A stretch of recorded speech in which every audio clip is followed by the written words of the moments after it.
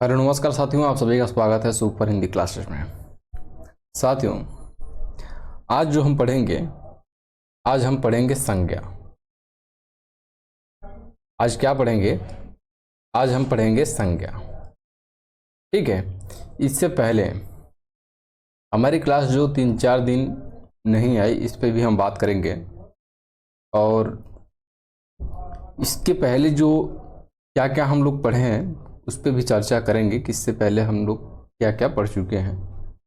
ठीक है।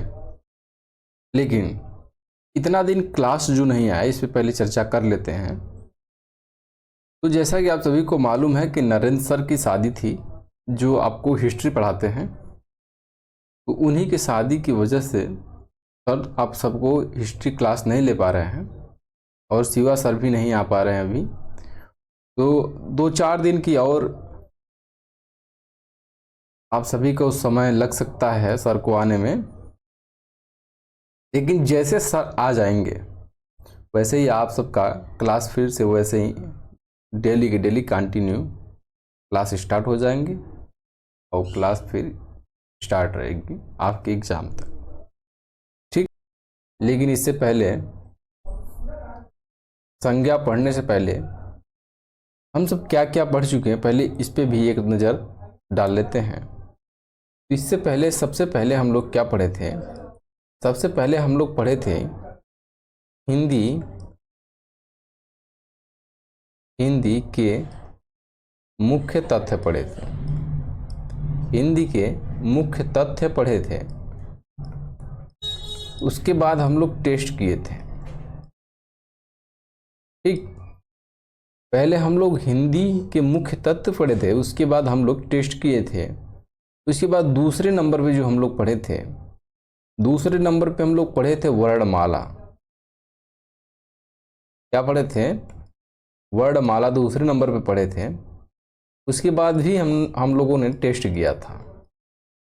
ठीक। तीसरे नंबर पे जो हम लोग पढ़े, वो पढ़े वर्तनी। क्या पढ़े? वर्तनी। उसके बाद चौथे नंबर पे हम लोग पढ़े, चौथे नंबर पे पढ़े हम लोग संधि। ठीक है, संधि पढ़े। फिर 5वां नंबर पे हम लोग पढ़े उपसर्ग और प्रत्यय। उपसर्ग और प्रत्यय।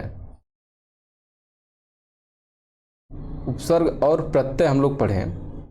उसके बाद छठवें नंबर पे हम लोग पढ़े समास। उसके बाद हम लोग क्या पढ़े? समास पढ़े। समास के बाद 7वें नंबर पे हम लोग पढ़े शब्द भेद। शब्द भेद। शब्द भेद पढ़े। शब्द भेद में हम लोग उत्पत्ति के आधार पे, उत्पत्ति के आधार पे, उत्पत्ति के आधार पे हम लोग देखे थे। उत्पत्ति या फिर इसे इतिहास के आधार पे भी कह सकते हैं। इतिहास के आधार पे शब्द के भेद जो थे वो 4 भेद थे। कौन कौन? 4 भेद और 5 प्रकार। 5 प्रकार। 4 भेद कौन कौन थे? तत्सम, तद्भव, देशज, विदेशज, उसके बाद संकर्ष। ठीक है, ये पढ़ें।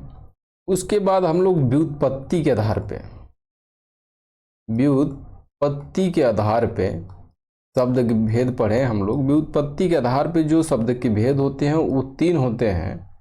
3 भेद हम लोग पढ़े। कौन कौन? रूढ़, यौगिक, यौगिक और योग रूढ़। योग रूढ़, इन 3 भेद को हम लोग पढ़े। उसके बाद रूप के आधार पर, रूप या प्रयोग के आधार पर जो शब्द के रूप या प्रयोग के आधार पे 2 प्रकार हैं। दो प्रकार कौन कौन है? अकर्मक और सकर्मक। पहला अकर्मक है, दूसरा सकर्मक है। इसको पढ़े हम लोग। उसके बाद अर्थ के आधार पर, अर्थ के आधार पे शब्द के जो भेद हैं, देखिए इसे शब्द या प्रयोग के आधार पे शब्द के भेद कहिए। उसके बाद अर्थ के आधार पर जो शब्द के भेद हैं वो चार प्रकार हैं। चार प्रकार है। कौन कौन? तो एक है एकार्थी शब्द, एकार्थी, और दूसरे नंबर पे है अनेकार्थी। एकार्थी शब्द, अनेकार्थी शब्द, और उसके बाद तीसरे नंबर पे आता है, तीसरे नंबर पे आता है समानार्थी शब्द। समानार्थी शब्द। उसके बाद चौथे नंबर पे आता है विपरार्थी शब्द। विपरार्थी शब्द। समानार्थी को ही पर्यायवाची कहते हैं, पर्यायवाची शब्द। ठीक है, इसी को समानार्थी शब्द को ही पर्यायवाची शब्द कहते हैं, और विपरार्थिक शब्द को, इसी को विलोम शब्द कहते हैं। क्या कहते हैं? विलोम शब्द। तो जो पिछली कक्षाओं में हम लोग पढ़े, आप सभी ने देखा होगा, ये हम लोग विलोम शब्द को पढ़े।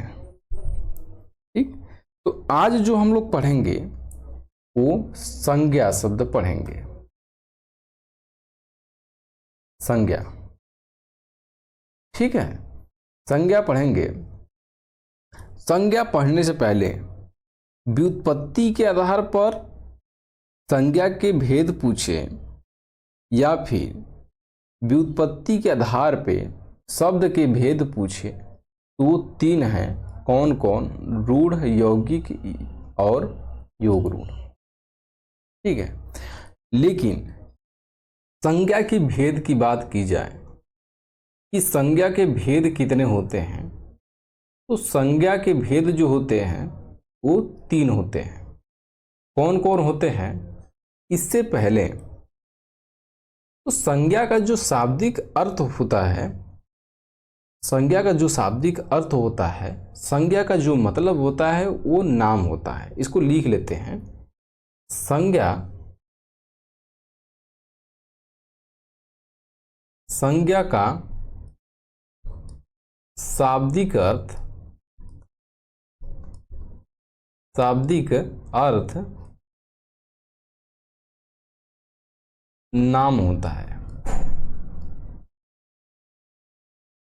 संज्ञा का शाब्दिक अर्थ क्या होता है? संज्ञा का शाब्दिक अर्थ नाम होता है।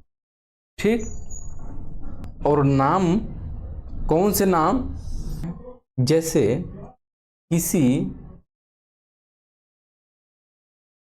प्राणी, प्राणी या व्यक्ति कह सकते हैं, किसी प्राणी या व्यक्ति के नाम हो सकते हैं, वस्तु और स्थान, स्थान का नाम हो सकता है, भाव,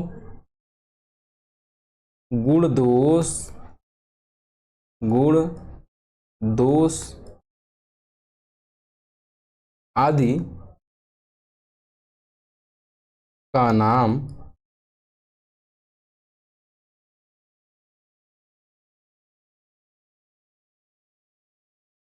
ही संज्ञा कहलाती है। संज्ञा कहलाती है। ठीक है, किसी प्राणी, वस्तु, स्थान, भाव, गुण दोष आदि का नाम ही, आदि का नाम ही संज्ञा कहलाती है।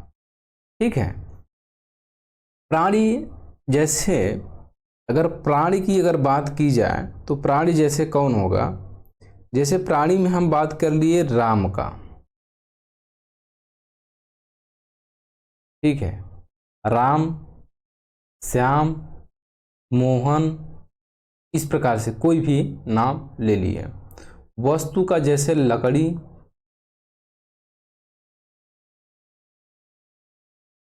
लकड़ी हो गया, सोना हो गया, ठीक है, चांदी हो गया। किसी स्थान की बात कर लेते हैं, जैसे स्थान में जैसे दिल्ली हो गया, दिल्ली, पटना, मुंबई, कोलकाता, ऐसे किसी स्थान का गुण दोष जैसे अच्छा, बुरा, ठीक है, इस प्रकार का जो नाम है ये क्या कहलाता है, ये संज्ञा शब्द कहलाते हैं। क्या कहलाते हैं? दूसरी भाषा में अगर संज्ञा शब्द को हम समझते हैं तो देखिए किसी का नाम ही क्या कहलाता है, संज्ञा कहलाता है, तथा इस नाम से ही उनकी पहचान होती है। इस नाम से, जैसे कि अगर ये नाम न रहे, जैसे कि आप समझिए कि आप किसी से बात कर रहे हो, ठीक है, आप किसी से व्यक्ति से बात कर रहे हो और उनका नाम आपको नहीं मालूम है, ठीक है, और आप उनसे बात कर रहे हैं और आपसे कोई और व्यक्ति आए, वो उस बात कर रहे हो, वो व्यक्ति चला जाए और कोई व्यक्ति और आए और उससे आप कहेंगे कि मैंने किससे बात किया, अगर आपको नाम नहीं मालूम है तो ठीक है, संज्ञा के बिना आप कोई भी पहचान नहीं बना सकते और कोई भी भाषा प्रयोग नहीं हो सकता, ठीक है, बिना किसी नाम के यानी कि संज्ञा की पहचान नहीं हो सकता। ठीक है, अब बात करते हैं संज्ञा के भेद कितने हैं। संज्ञा के भेद कितने हैं? तो संज्ञा की अगर भेद की बात की जाए तो संज्ञा के भेद जो हैं वो 3 भेद हैं, 3 भेद हैं और 5 प्रकार हैं, 5 प्रकार हैं। 3 भेद कौन कौन से हैं? तो पहला है, पहला कौन सा है? पहला है व्यक्तिवाचक, व्यक्तिवाचक। दूसरे नंबर पे है जातिवाचक, जातिवाचक। तीसरे नंबर पे है भाववाचक, भाववाचक संज्ञा। पहला जातिवाचक संज्ञा, दूसरा जातिवाचक संज्ञा और तीसरा भाववाचक संज्ञा। ठीक है, अगर बात की जाए 5 प्रकार में, तो 5 प्रकार में जातिवाचक संज्ञा के अंतर्गत 2 संज्ञा और आते हैं। कौन कौन? पहला है द्रव्यवाचक संज्ञा, द्रव्यवाचक संज्ञा अर्थात इसी को पदार्थवाचक संज्ञा कहते हैं, पदार्थवाचक संज्ञा कहते हैं। और दूसरा है समूहवाचक संज्ञा, समूहवाचक संज्ञा। अगर इसी को बात की जाए, देखिए अगर आधुनिक में अगर बात की जाए तो आधुनिक में ये 3 भेद हैं इसके। कौन कौन? व्यक्तिवाचक, जातिवाचक और भाववाचक। लेकिन अगर प्राचीन की बात की जाए तो प्राचीन में इसके 5 हैं। कौन कौन? द्रव्यवाचक और समूहवाचक। लेकिन अगर आपसे पूछे कि कितने प्रकार है तो आप बताएंगे 5 प्रकार हैं। कौन कौन? व्यक्तिवाचक, जातिवाचक, भाववाचक, द्रव्यवाचक और समूहवाचक, 5 प्रकार है। अगर भेद अगर पूछा जाए तो 3 भेद है मुख्य रूप से। ठीक, अब बात करते हैं हम पहले व्यक्तिवाचक संज्ञा किसे कहते हैं। कौन सा? पहला व्यक्तिवाचक संज्ञा। ठीक, तो लिख लेते हैं हम व्यक्तिवाचक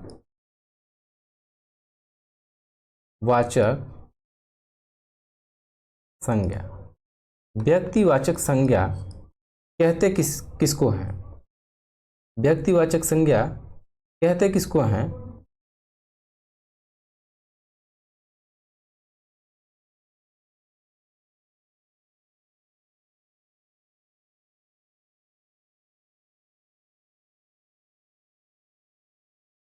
व्यक्तिवाचक संज्ञा किसको कहते हैं? तो जो किसी व्यक्ति या स्थान वस्तु का बोध कराती है। ठीक है, आप लिख लीजिए, जो किसी व्यक्ति वस्तु स्थान का बोध कराती है,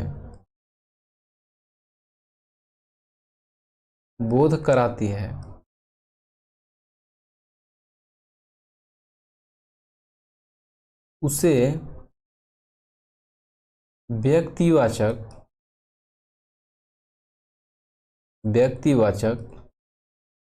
संज्ञा कहते हैं।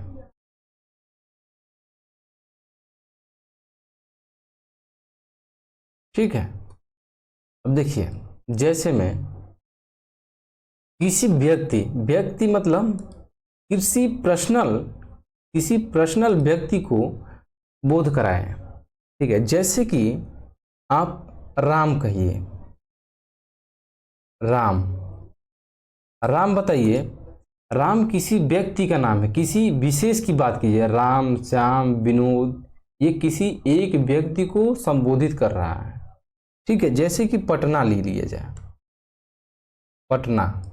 पटना एक है कि ढेर सारा है? तो पटना कहेंगे एक है। ठीक है, बिहार की राजधानी। इस प्रकार से अगर दिल्ली, मुंबई, उत्तर प्रदेश या फिर किसी स्टेट की नाम ले, ठीक है, किसी जगह का नाम ले, किसी व्यक्ति का नाम ले, किसी वस्तु का नाम ले, तो ये सारे नाम क्या कहलाएंगे? ये सारे नाम आपके व्यक्तिवाचक संज्ञा कहलाएंगे। ठीक है, पटना हो गया, गंगा हो गया, गंगा हो गया, उसके बाद दिल्ली हो गया, दिल्ली आदि। ये सब क्या है? ये सब व्यक्तिवाचक संज्ञा है। ठीक, अब व्यक्तिवाचक संज्ञा आपसे गलती नहीं होगा। अगर आपसे पूछेंगे कि व्यक्तिवाचक संज्ञा बताओ, तो आप तुरंत से किसी व्यक्ति का नाम बताएंगे या किसी स्टेट का नाम बताएंगे या फिर किसी वस्तु का नाम बता के, किसी विशेष वस्तु को बता के नाम आप तुरंत बता देंगे कि ये व्यक्तिवाचक है। या फिर इस प्रकार से आप किसी विशेष वस्तु का नाम बता के आप बता देंगे कि ये कौन सा संज्ञा है। ठीक है, अब दूसरे नंबर पे हम पढ़ते हैं, दूसरे नंबर पे जातिवाचक संज्ञा। अब व्यक्तिवाचक आप संज्ञा को अच्छी तरह से समझ गए होंगे, ये मुझे विश्वास है। ठीक है, अब जातिवाचक संज्ञा देखिए किसी को कहते हैं? जातिवाचक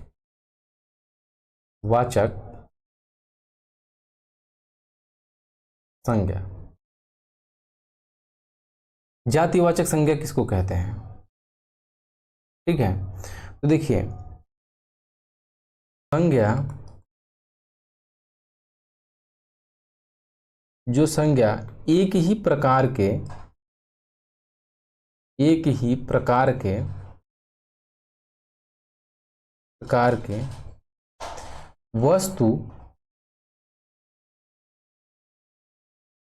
वस्तुओं, एक ही प्रकार के वस्तुओं अर्थात पूरी जाति का बोध कराती है, वे जातिवाचक संज्ञा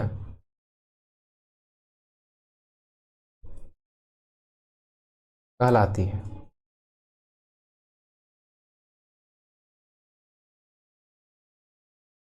ठीक है, वे संज्ञा जो एक ही प्रकार की वस्तुओं का बोध कराती हैं, वे जातिवाचक संज्ञा कहलाती हैं।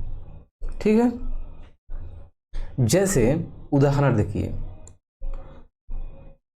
जैसे नदी, नदी की अगर बात की जाए तो नदी एक है, नदी किसी विशेष की बात की जा रही है नहीं, आप कहेंगे सभी नदियों की बात की जा रही है। नदी, नदी तो सभी नदियों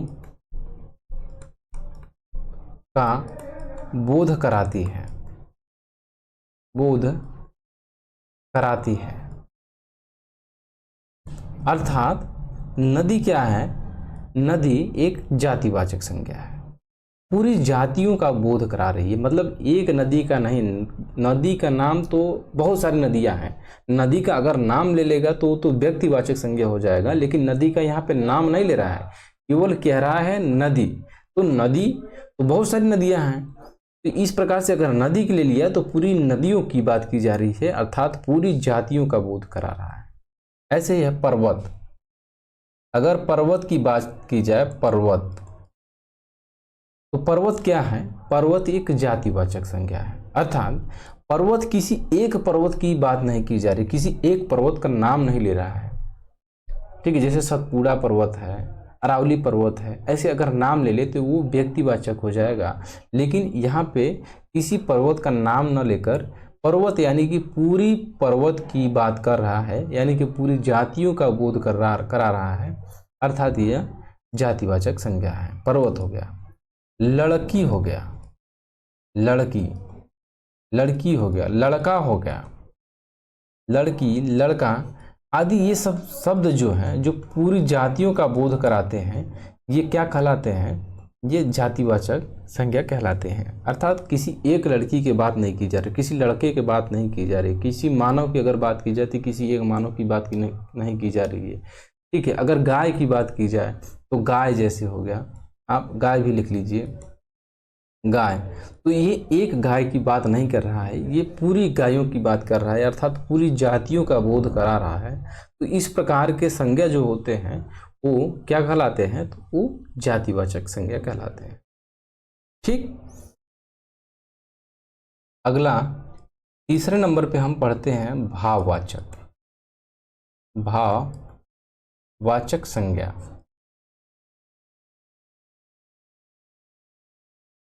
भाववाचक संज्ञा, ठीक है, भाववाचक संज्ञा किसे कहते हैं,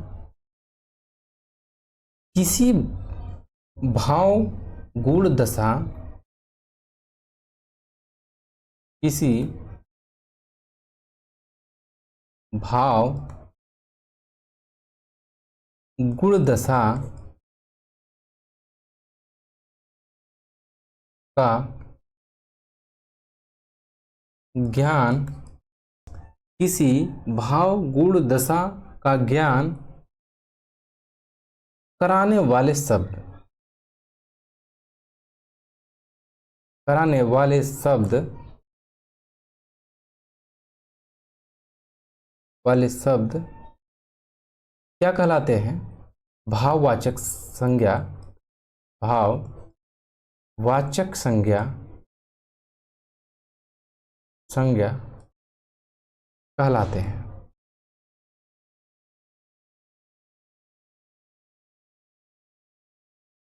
ठीक है, किसी भाव गुण दशा का ज्ञान कराने वाले शब्द क्या कहलाते हैं, भाववाचक संज्ञा कहलाते हैं।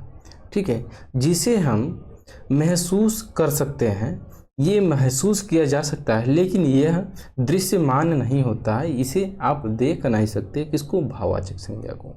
ठीक है, जैसे अगर बात की जाए पुरुष की, मैं कहूँ पुरुष, पुरुष, अगर मैं पुरुष की बात करूं तो पुरुष आप तुरंत कह देंगे पुरुष तो एक जातिवाचक संज्ञा है। लेकिन आप कहेंगे पौरुष, अगर पौरुष हम कह दें आपको, तो पौरुष आप कहेंगे कि ये तो भाववाचक संज्ञा हो गया, भाववाचक संज्ञा हो गया। ठीक है, या फिर इसे पुरुषत्व कह सकते हैं आप, पुरुषत्व, पुरुषत्व भी आप कह सकते हैं। इसी प्रकार से नारी की अगर बात की जाए, नारी, तो नारी आप कहेंगे, नारी तो जातिवाचक संज्ञा है, लेकिन नारीत्व की बात की जाए, नारीत्व की बात की जाए तो ये कहेंगे कि ये भाववाचक है। गुरु की बात की जाए तो गुरु आप कहेंगे जातिवाचक संज्ञा है, लेकिन गुरुत्व की बात की जाए तो ये क्या हो जाएगा, ये एक भाव हो जाए। ठीक है, इस प्रकार के जो शब्द होते हैं वो क्या कहलाते हैं, इस प्रकार के जो शब्द होते हैं वो भाववाचक संज्ञा कहलाते हैं। ठीक है, अब हम देखते हैं चौथे नंबर पे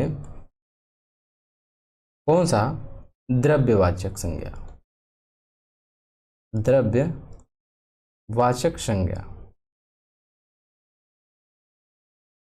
द्रव्यवाचक संज्ञा किसको कहते हैं, आइए इसको हम समझते हैं।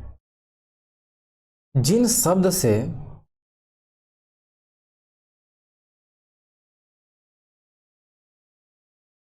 जिन शब्द से जिन शब्द से उस सामग्री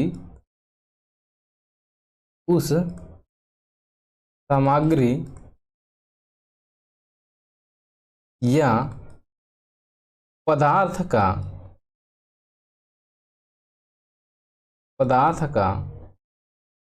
बोध होता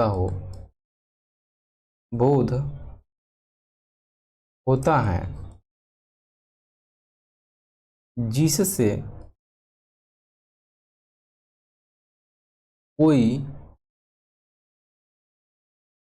जिससे कोई वस्तु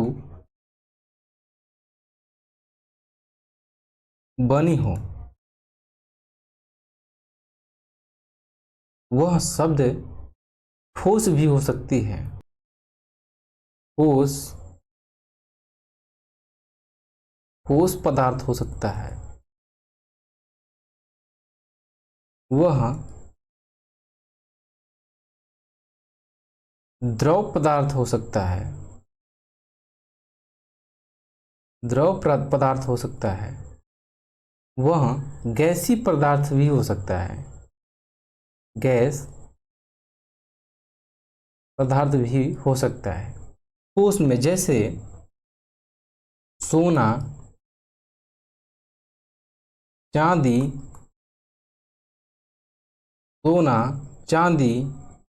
तांबा, लोहा, ऊन आदि शब्द। ठीक है, पदार्थ द्रव में यानी घी और दही आदि शब्द, ये सब जो शब्द हैं ये द्रव पदार्थ हैं। ठीक है, तो गैसी पदार्थ कौन कौन से, जैसे धुआं और ऑक्सीजन, हवा, ऑक्सीजन आदि, ये सब शब्द जो हैं ये सब क्या हैं, ये सब गैसीय पदार्थ हैं। ठीक है, तो ये सब शब्द जो हैं ये द्रव्यवाचक संज्ञा के अंतर्गत आते हैं। तो इन शब्दों से उस सामग्री या पदार्थ का बोध होता है जिससे कि कोई वस्तु बनी हो, तो वह शब्द क्या कहलाते हैं, तो वह शब्द द्रव्यवाचक संज्ञा कहलाते हैं। ठीक है, अब आगे पांचवें प्रकार की जो संज्ञा है, कौन सी, समूहवाचक संज्ञा। कौन सी, समूहवाचक संज्ञा।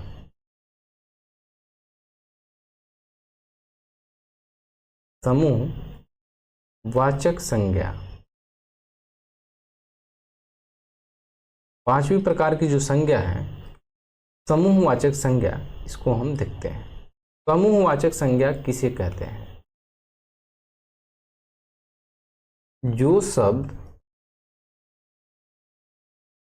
किसी एक व्यक्ति किसी एक व्यक्ति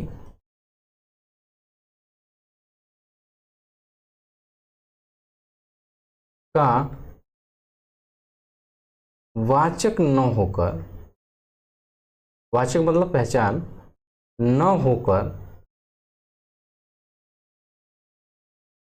न होकर समूह या फिर समुदाय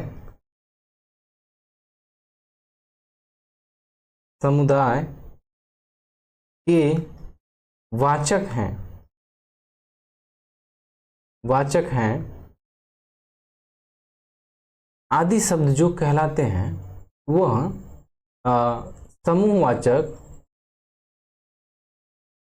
समूहवाचक शब्द कहलाते हैं। शब्द क्या कहलाते हैं? समूहवाचक शब्द कहलाते हैं। ठीक है। जैसे अगर बात की जाए सेना की, तो सेना कैसा है? सेना एक समूहवाचक है। सेना एक झुंड में होती है। ठीक है। तो सेना हो गई, टीम हो गया, टीम हो गया, सभा हो गया, संसद हो गया, संसद, और समिति की बात की जाए, समिति, आयोग की बात की जाए, आयोग, और परिवार की बात की जाए, अगर परिवार,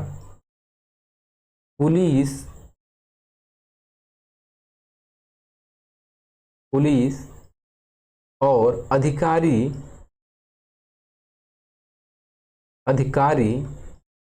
इसके बाद कर्मचारी,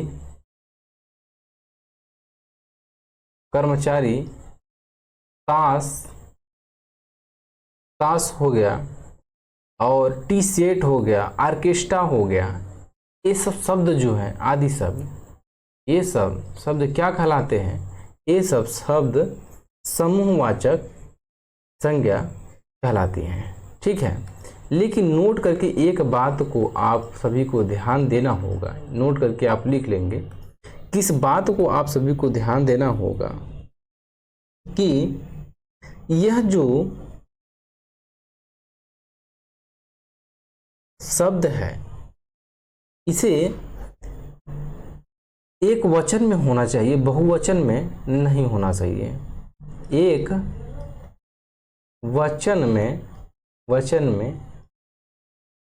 होना चाहिए, बहुवचन न हो। अगर बहुवचन हो जाएगा तो जैसे देख लेते हैं, जैसे कि एक उदाहरण देखिए, सेना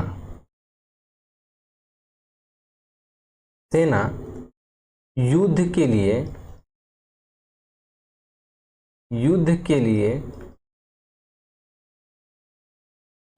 लिए तैयार है।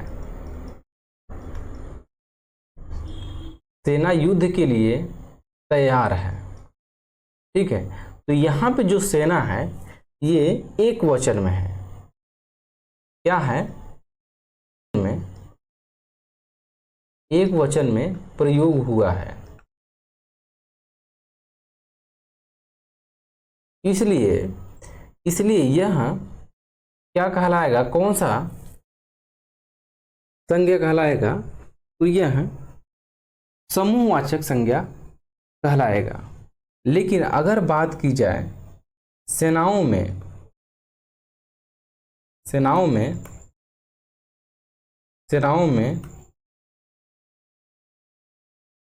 भेड़ या मुठभेड़ कह सकते हैं, मुठभेड़ हुई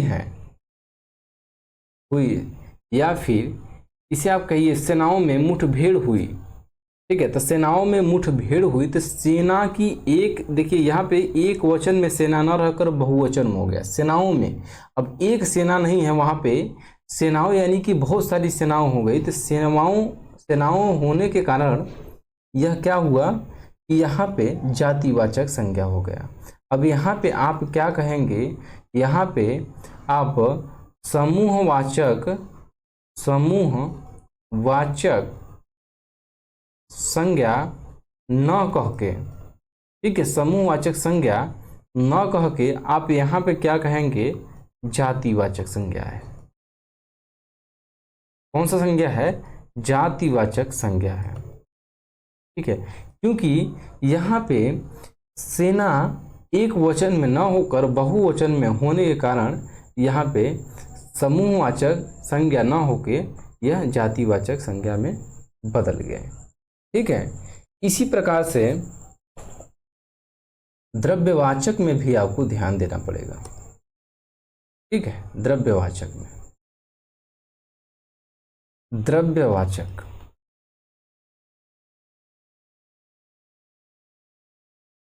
द्रव्यवाचक संज्ञा में भी आपको यह बात ध्यान देना होगा। वहाँ पे भी आप नोट करके लिख लेंगे कि वहाँ पे भी जो द्रव्यवाचक संज्ञा के जो शब्द हैं वह एक वचन में हो। कैसा हो, एक वचन हो। ठीक है, बहुवचन न हो। अगर बहुवचन होगा तो क्या होगा, बहुवचन अगर होगा तो वह जातिवाचक में बदल जाएगा। जैसे अगर बात की जाए कि वहां पे तेल बिकता है, वहां पर तेल बिकता है,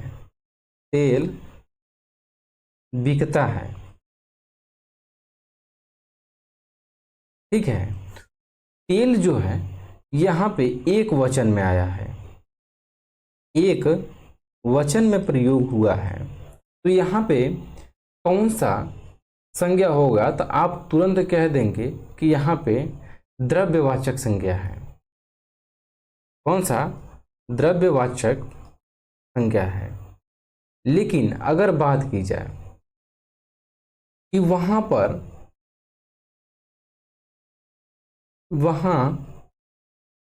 कई प्रकार के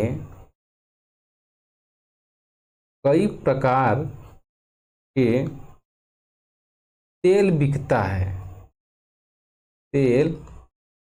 है, वहाँ पे कई प्रकार के तेल बिकता है। तो यहाँ पे कई प्रकार में ये तेल जो आया है ये बहुवचन में आ गया है, बहुवचन में। ठीक है, तो कई प्रकार में ये आपका एक वचन में न होकर ये बहुवचन में प्रयोग हुआ है, इसलिए यह द्रव्यवाचक संज्ञा न होकर, द्रव्यवाचक संज्ञा न होकर यह कौन सा संज्ञा हो जाएगा, तो यह आपका जातिवाचक संज्ञा कहलाएगा। ठीक है, यहाँ पे द्रव्यवाचक संज्ञा न कहलाकर यहाँ पे क्या कहलाएगा, यही जातिवाचक संज्ञा कहलाएगा। ठीक है, तो इस प्रकार से आप पढ़ लिए, कौन सा, आप पढ़ लिए व्यक्तिवाचक, जातिवाचक, भाववाचक, द्रव्यवाचक और समूहवाचक। ठीक है, इस प्रकार से आप संज्ञा को पढ़ लिए। ठीक है, इस प्रकार से आप संज्ञा पढ़ लिए। ठीक है, अब कल जो पढ़ेंगे हम वह सर्वनाम पढ़ेंगे। क्या पढ़ेंगे, सर्वनाम पढ़ेंगे। आज आप सब पढ़ें संज्ञा और कल जो पढ़ेंगे हम लोग सर्वनाम पढ़ेंगे। ठीक है, तो आज के लिए इतना ही, मिलते हैं कल नेक्स्ट क्लास में। ठीक है, बहुत बहुत धन्यवाद।